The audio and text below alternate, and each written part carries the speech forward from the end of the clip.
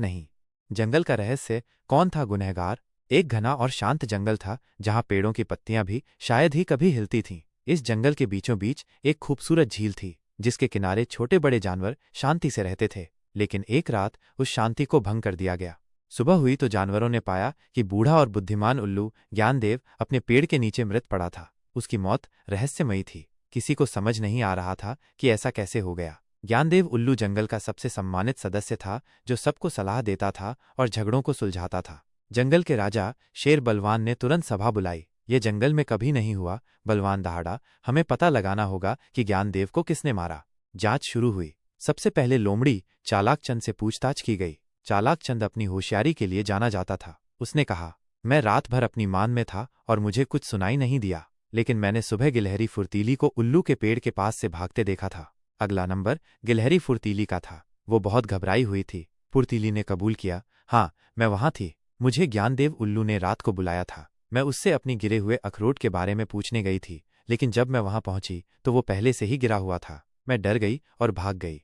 फिर पूछताछ हुई भेड़िया घुंघरू से, जो अपनी रात की शिकारी आदतों के लिए कुख्यात था। घुंघरू ने कहा, मैं पूरी रात शिकार कर रहा था, लेकिन मैंने उल्लू के पेड़ के पास किसी को नहीं देखा। मुझे तो लगता है यह काम किसी बाहरी का है।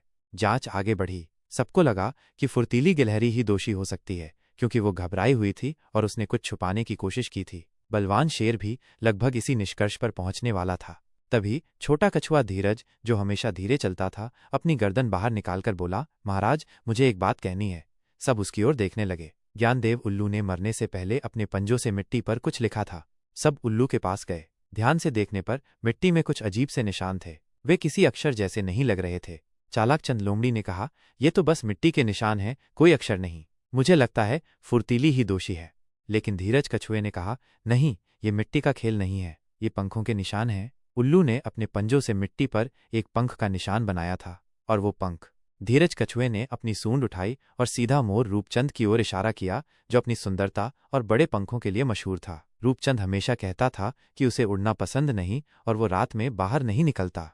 ये निशान एक मोर के पंख के निशान है। धीरज ने घोषणा की। ज्ञानदेव उल्लू ने हमें ये बताने की कोशिश की थी कि उसका हत्यारा कौन है। सबने रूपचंद मोर की ओर देखा। उसका चेहरा सफेद पड़ गया। जब उससे पूछा गया तो उसने अंततः कबूल किया। रूपचंद मोर को ज्ञानदेव उल्लू से ईर्ष्या थी, क्योंकि उल्लू को सभी सम्मान देते थे और वो सिर्फ अपनी सुंदरता के लिए प्रशंसा चाहता था। उसने सोचा कि ज्ञानदेव को हटाकर वह जंगल का सबसे सम्मानित प्राणी बन जाएगा।